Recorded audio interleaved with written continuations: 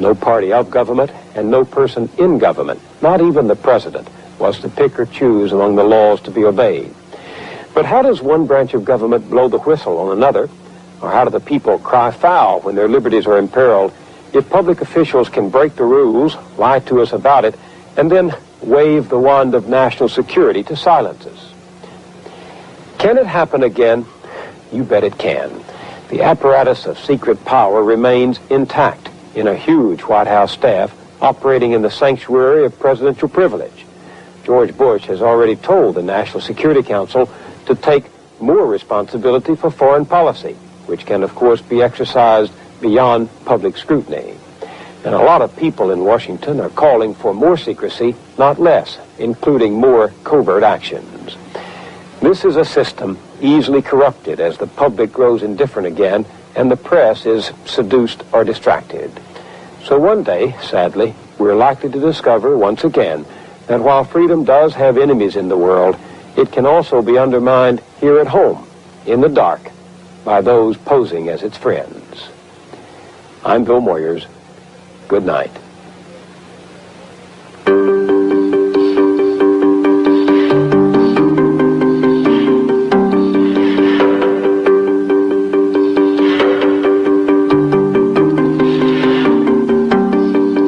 I've been waiting for something to happen, for a week or a month or a year.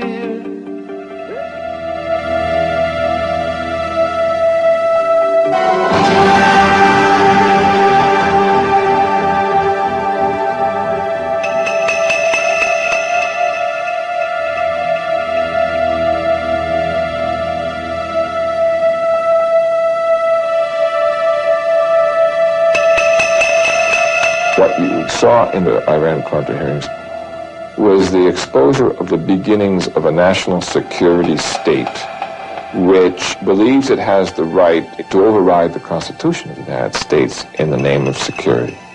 I think that there was a substantial shadow government trying to run foreign affairs for the United States. In any other country, it would have been called a coup. And they seem to have gotten away with it. These are modern-day pirates, these guys. They have escaped, essentially, the control of national governments, but they're available for use by national governments. Sometimes they move under color of, and defend themselves as advancing U.S. national interests in this. But I think that's very secondary with these guys. They're out to make a buck. I did do it. I am not, as I said in my statement, at all ashamed of any of the things that I did. I was given a mission, and I tried to carry it out. The Iran-Contra hearings, convened in May 1987 by a special joint committee of the United States Congress to investigate the sale of U.S. weapons to Iran and the illegal diversion of money to the Contras. Often, the official explanation seemed inadequate and contradictory. Our government has a firm policy not to capitulate to terrorist demands, that no concessions policy remains in force. In spite of the wildly speculative and false stories about arms for hostages and alleged ransom payments, we did not, repeat, did not trade weapons or anything else for hostages, nor will we. Despite Reagan's denials, investigations soon revealed that arms had been traded for hostages held in the Mideast. A few months ago, I told the American people I did not trade arms for hostages. My heart and my best intentions still tell me that's true, but the facts and the evidence tell me it is not. Only days later, it was further revealed that the arms to Iran had been severely marked up.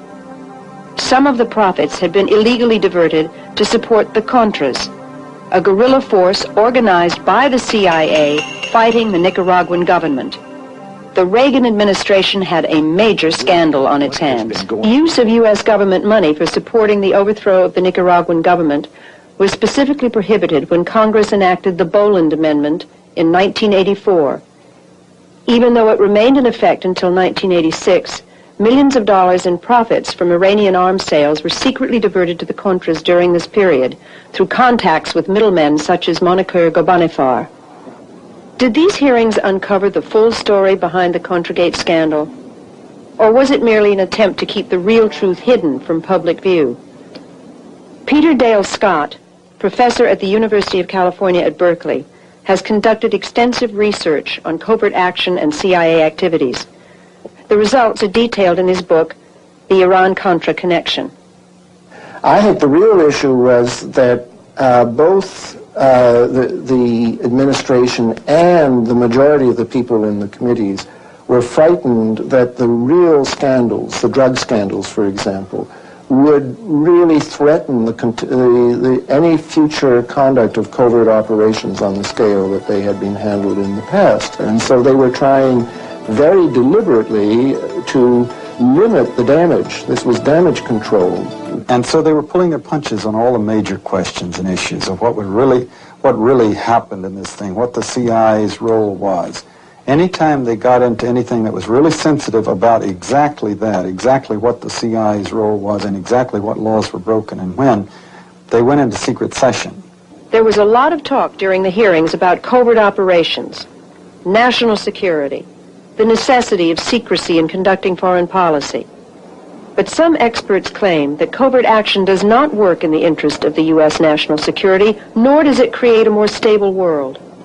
To think of the democratic governments that have been overthrown in the last 30 years by military coups is almost like giving a capsule history of CIA covert operations in the last 30 years. I mean, there was the overthrow of Prime Minister Mossadegh in Iran in 1953. There was the overthrow of Arbenz in Guatemala in 1954. There was the overthrow of the Brazilian government in 1964. There was the overthrow of the Ghana government in 1966. A lot of the governments I just mentioned got into trouble with the international oil companies because they tried to assert their national prerogatives over their own resources. Time after time, the CIA has come in on behalf of those multinational companies.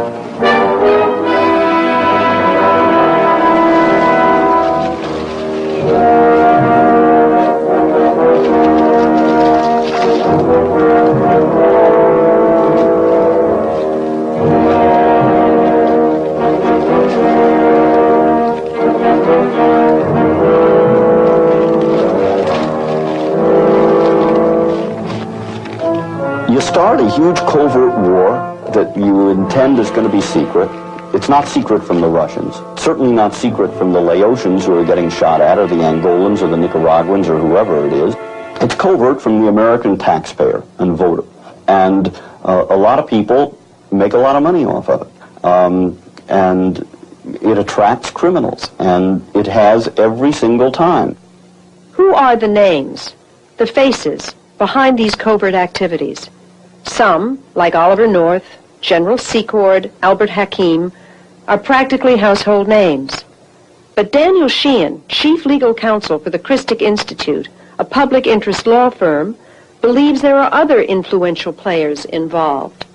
There exists, in operation now, a secret team of some 24 men, former Central Intelligence Agency covert operatives, former U.S. Pentagon arms suppliers, who have joined together in a private enterprise outside of the control of the American government, either the Congress or the President, who are mounting their personal wars around the world.